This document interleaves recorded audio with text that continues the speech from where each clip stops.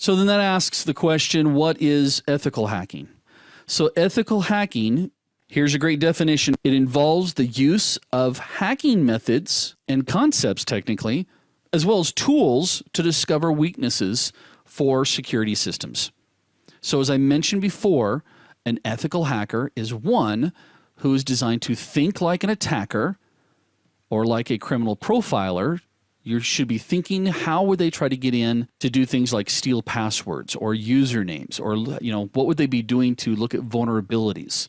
Now, not all attacks come from the digital side of our infrastructure. Sometimes it's done through physical, which we'll talk about when it comes to things like social engineering. We'll also talk about something called dumpster diving. It's not something I do at lunchtime. But maybe I should. No, I'm kidding. Now, typically, ethical hackers are going to be contracted, or they may actually be employed directly by the company itself to periodically go through and test the security of your infrastructure or of the infrastructure. Again, they're going to use the same tactics that hackers use, but the big difference is that they're going to have the permission. And that gets us into talking about what is it that an ethical hacker, or what skills an ethical hacker should have.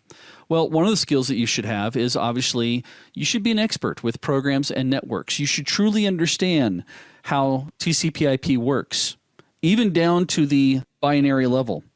Here's a great question for you.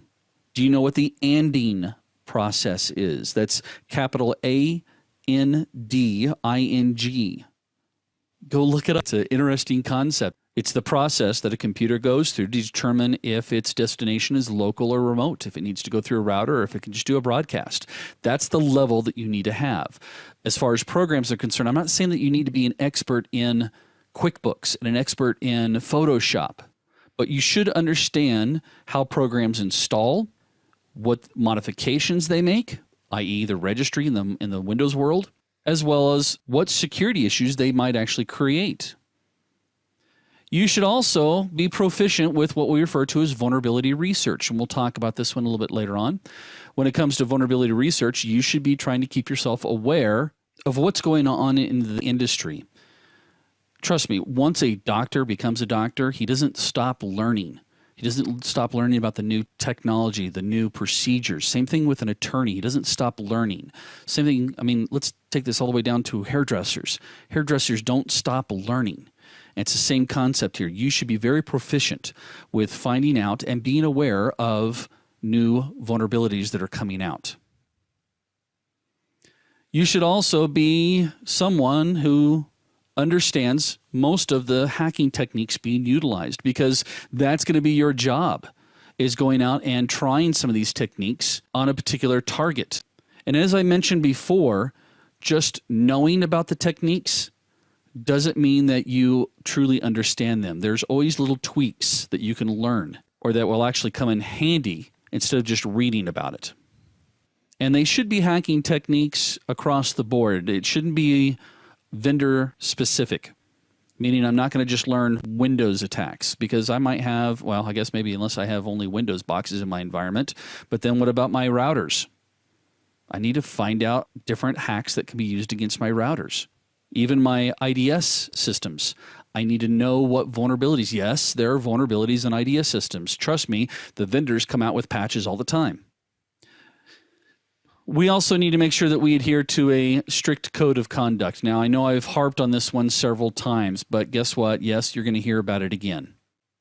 Now, remember, there's a fine line between an ethical hacker or an attacker. Typically, again, we separate it based off of intention.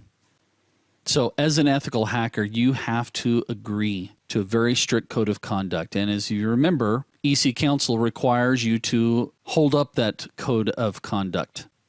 Some of the things that you agree to is private information is private.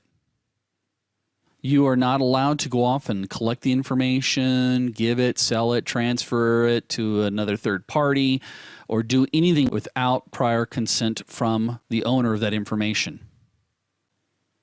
You also will make sure that you disclose to the appropriate people.